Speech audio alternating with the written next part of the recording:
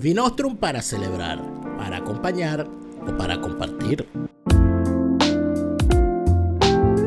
Si Vinostrum no existiera, habría que inventarlo.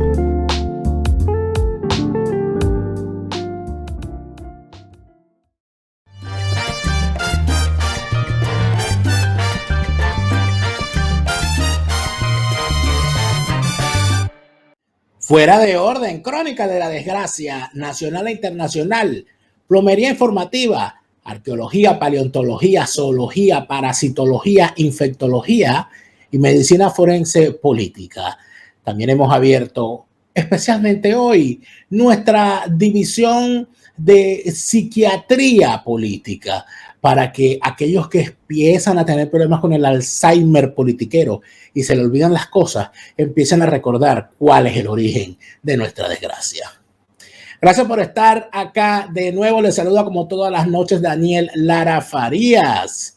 Arrancamos otra vez la plomería informativa. Gracias a todos los que se han suscrito a mi cuenta en Patreon. Este programa es posible. Todos mis contenidos cuentan con el apoyo de suscriptores que una vez al mes me brindan un café. Por el costo de un café al mes me permiten seguir trabajando y hacerle llegar, sobre todo a los que están en Venezuela sin posibilidad, cazando el internet para poderse medio informar, seguirles haciendo llegar estos contenidos de forma completamente gratuita. Suscríbete y obtén las recompensas que recibes a diario a cambio de este apoyo. Dios mío, qué terrible es estar a veces dentro de estas alcantarillas, porque por supuesto uno tiene que hacer el trabajo aquí para conseguirse cosas, y esas cosas que uno se consigue permite que se puedan analizar y se puedan desmentir las mentiras que durante todos estos años el chavismo se ha encargado de vender, la oposición falsaria y prostibularia se ha encargado de no combatir, y la boliburguesía traidora se ha encargado de aprovecharse de ella. Las mentiras, la propaganda, todo lo que ha hecho el chavismo estos años, engañando desde el principio. Hay una cantidad de engaños que de alguna manera deberían ser revisados de la forma adecuada. Mi querido amigo Napoleón Bravo, con quien vamos a estar hoy, me pidió que hiciéramos un contenido revisando un documento importante por la significación histórica que tiene a la hora de hacer la evaluación de lo que es el chavismo, que es la entrevista que Napoleón Bravo le hizo en su programa 24 horas a Hugo Chávez el día que asumió la presidencia, el 2 de febrero del año 1999. Esa entrevista, que está completa en el canal de Napoleón, es posible verla hoy y desmentir uno por uno cada promesa y cada sueño trocado en pesadilla que Hugo Chávez le vendió a los venezolanos. Por supuesto, hubo cosas en las que no mintió, pero hubo otras que merecen la pena ser revisadas y que las voy a revisar acá. Y yo sé que hay gente que le molesta escuchar a Chávez porque, por supuesto, el tipo es repugnante, pero recuerden siempre, se murió y no volverá, ¿ok? Pero es importante revisar lo que dijeron que iban a hacer y lo que terminaron haciendo. Porque la argumentación en contra del chavismo necesita ser bien elaborada. Porque los tipos, en medio de su caudal de propaganda, y además de eso, sin tener una oposición real, mienten y mienten y mienten y nadie los contraría, nadie los desmiente. Hay que argumentarles y hay que mostrarles lo que está en la realidad, lo que la gente vive y lo que sin duda alguna puede convertirse en el natural combate a la propaganda asquerosa que desde sus distintos organismos de propaganda el chavismo se encarga de regar. Vamos a escuchar esta parte de las declaraciones del personaje cuando se pone a hablar del desempleo y de lo que él tenía preparado para la economía venezolana, incorporando a las Fuerzas Armadas. Vamos a escuchar esto. Romper la cadena hoy en día con un 84% de pobres. Hay dos elementos ahí dentro de lo que tú planteabas. Uno es el empleo y otro la educación. ejes, uno de corto plazo y otro para empezarlo en el corto plazo, pero de muy largo plazo, que es la educación, el empleo. Es allí donde nosotros planteamos que tenemos que alejarnos de los extremos de los modelos económicos. El extremo del modelo estatista populista que fracasó, pero es el otro extremo del modelo del libre mercado extremo, el neoliberalismo salvaje, lo llama el Papa, que lo que genera es desempleo y más desempleo. Tenemos que buscar una posición intermedia, un punto de equilibrio, y por eso yo la he encontrado. Sí, la hemos encontrado. Nosotros vamos a iniciar en las próximas horas, Napoleón, un plan, un programa urgente para generar empleo, donde entre otras cosas las Fuerzas Armadas conmigo al frente van a tener un papel muy importante. Esta próxima semana vamos a iniciar ya un censo de desempleados en todos los pueblos y en todas las ciudades de Venezuela. Y para poner un solo ejemplo, yo voy a activar, y así lo voy a anunciar en el desfile de pasado mañana, te voy adelantando algunas cosas, voy a activar batallones de agricultura, de producción agrícola, para que las Fuerzas Armadas se pongan a trabajar y sean un motor, entre otras instituciones, pero no solamente las Fuerzas Armadas. Vuelvo a hacer un llamado a mis amigos, ustedes de los medios de comunicación social. Tenemos que ponernos todos al frente de esta guerra.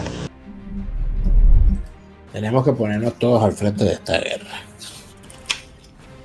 Maldito, ¿vale? Ahora te estés quemando en el infierno y el diablo te esté sodomizando sin vaselina todos los días. 3 cosas. 1, el desempleo. Habla de la economía. 2, la Fuerza Armada. Y 3, los medios. ¿Qué se puede decir de la economía en este momento? Después de esas promesas de Chávez diciendo que iba a acabar con esos problemas y que la economía, el capitalismo salvaje no era la salida. ¿Cuál fue el resultado de las acciones económicas de este pendejo luego de transcurridos 23 años de esa declaración? El resultado, véanlo en este reportaje que el día de ayer ha emitido la agencia española EFE. El gobierno venezolano ha anunciado este viernes una nueva reconversión monetaria, la tercera en este siglo, que entrará en vigor el próximo 1 de octubre y que eliminará 6 ceros al actual bolívar soberano para alumbrar el bolívar digital. Es decir, todo importe monetario y todo aquello expresado en moneda nacional se dividirá entre 1 millón. En el año 2007, Venezuela vivió un primer proceso de reconversión al eliminar 3 ceros a la moneda que se transformó en el bolívar fuerte. En 2018 hubo otro proceso que terminó con el nacimiento del actual bolívar soberano, que eliminó otros 8 ceros a la moneda. El comunicado del Banco Central de Venezuela señala que este cambio de escala monetaria se apoya en la profundización y desarrollo de la economía digital en Venezuela, y lo considera como un hito histórico necesario en un momento en que el país comienza el camino de la recuperación económica. A pesar de ello, tendrá una moneda de 1 bolívar y billetes de 5, 10, 20, 50 y 100 bolívares, todos ellos con el rostro del Libertador, que fue reconstruido en 2012 en el adverso, y una alusión a la batalla de Carabobo, clave en la independencia, en el reverso. Debido a la devaluación del actual bolívar soberano, los billetes habían desaparecido casi en su totalidad, ya que el de mayor denominación, el de 1 millón de bolívares, valía cerca de 25 centavos de dólar.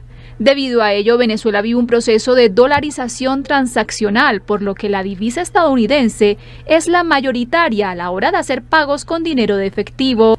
En caso de querer pagar en bolívares, la mayoría de los pagos se hacían con tarjeta o con transferencias automáticas a través de una plataforma llamada Pago Móvil, que se enfrentaba además al problema del mal servicio de Internet en el país.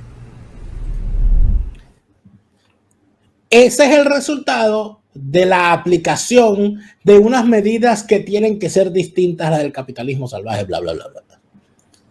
Tercera reconversión monetaria. Ya yo perdí la cuenta del número de ceros que le quitaron a la moneda. Cerquita de Zimbabue estamos ya. Y con respecto a eso de incorporar a las Fuerzas Armadas al aparato productivo, por supuesto, puso a las Fuerzas Armadas a producir.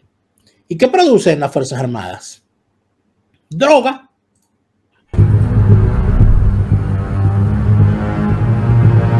En medio de la oscuridad que se cierne en la frontera, imágenes revelan el ingreso de camiones a Venezuela provenientes de Colombia.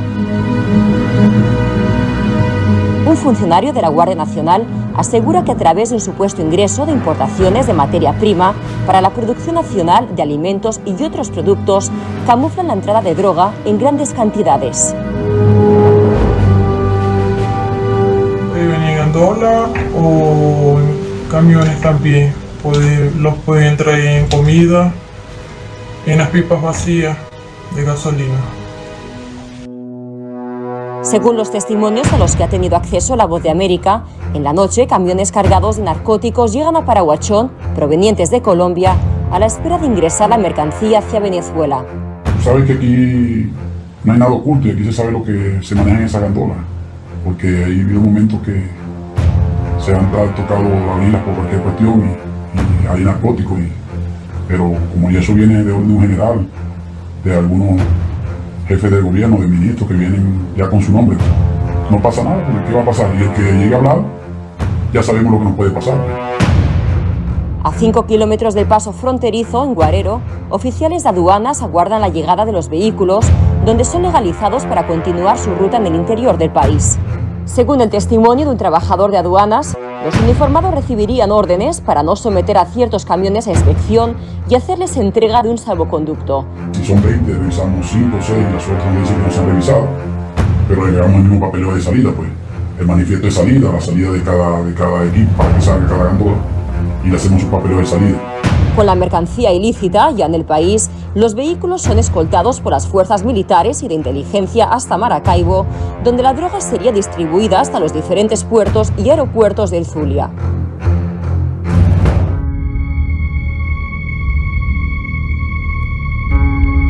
Expertos antidrogas aseguran que los traficantes controlan el corredor completo desde la frontera colombo-venezolana hasta los lugares en los que se despachan los narcóticos hacia Centroamérica y Estados Unidos. Muchos de estos grupos organizados, por ejemplo en Venezuela, el Cartel de los Soles, no usan simplemente una ruta, no usan un transporte principal, siempre usan aeronaves y buques. El 1 de abril de 2020, después de presentar cargos por narcotráfico contra Nicolás Maduro, la administración Trump anunció el envío de buques de la Armada hacia Venezuela, el mayor despliegue militar en la zona en décadas para reforzar sus operaciones antinarcóticos en el Caribe. Si no hay inteligencia, esos recursos van a ser inútiles. Entonces nosotros necesitamos de colaborar con diferentes agencias aquí en los Estados Unidos y luego también con Colombia y otros países en Sudamérica, en el Caribe, para poder disminuir el tráfico de droga que está saliendo de Venezuela. Según fuentes militares de Colombia, en la Guajira venezolana, los cárteles mexicanos ejercen influencia en las localidades de Cojoro, Piapa y Castillete, a orillas del Golfo, donde aeronaves y hasta submarinos han sido abandonados. Sí, hay militares que tienen conocimiento de eso, pero son militares de alto grado. No son los subalternos, que los nuevos no tenemos que ver nada con eso, sino de coroneles para arriba, pues. Entramados de tráfico de drogas como los de La Guajira, con presunta participación de altos mandos militares destinados a la región, son los que han llevado al gobierno de Estados Unidos a calificar a Venezuela como un narcoestado.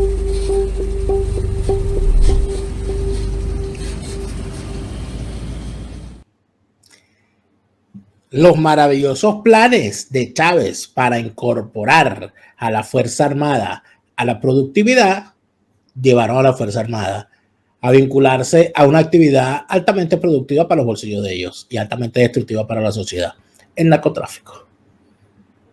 Otro sueño de Chávez convertido en pesadilla para los venezolanos. Pero Chávez tenía, además, hacía ciertas amenazas. Vamos a ver esta. Simón Rodríguez decía, los niños son las piedras del futuro edificio. Y paso entonces al segundo tema. Yo voy a ser maestro de escuela, tú me vas a ver. Lo vimos, sin duda alguna lo vimos. Lo vimos intentando ser maestro y haciendo este papelón. O sea, adquiere viene de adquirir, exactamente. Adquiere viene de yo adquiero, tú adquieres, él adquiere, ¿verdad? Nosotros adquirimos.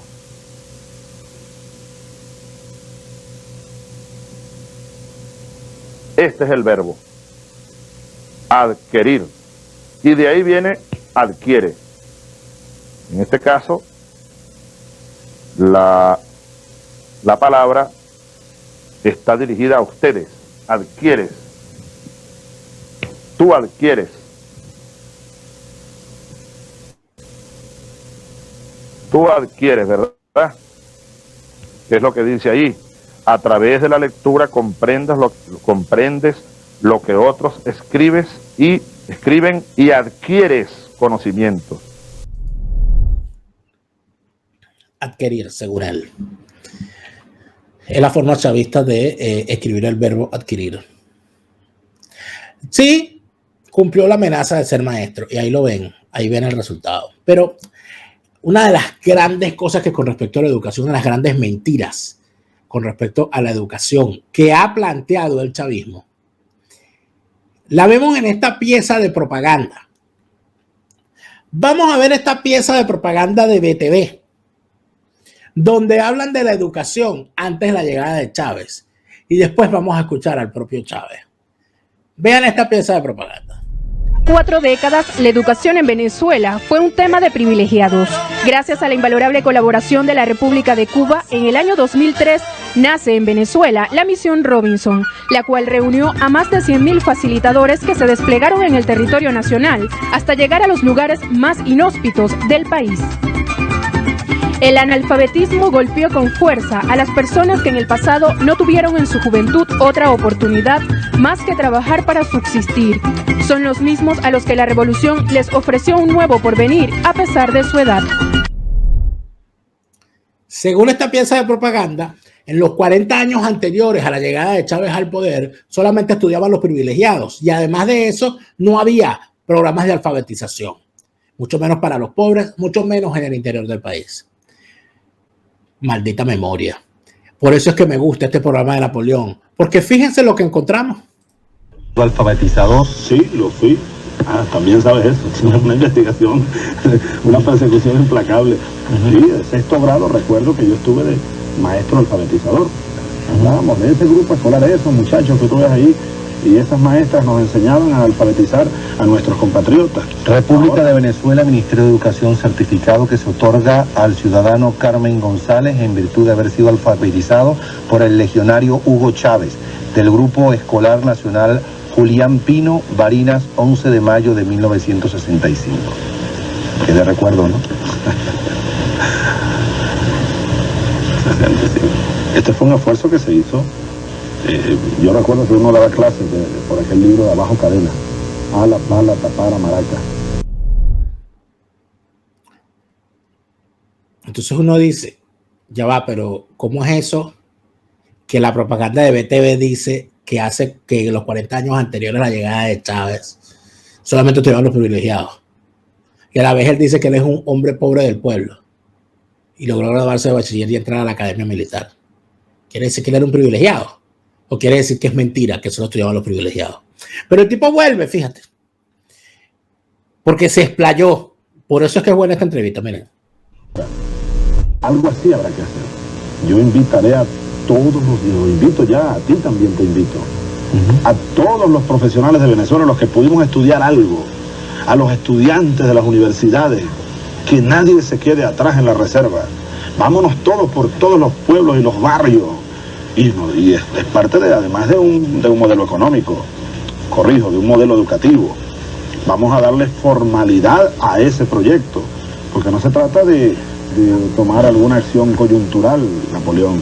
Se trata de rescatar del abandono a miles y miles de jóvenes y de niños que están hoy fuera del sistema educativo. Así que yo hago un llamado a todos a que nos incorporemos a un proceso educativo que tiene que ser revolucionario desde el punto de vista de que tiene que orientarse a cambiar a fondo la estructura cultural, psicológica, psicosocial de todo el pueblo venezolano.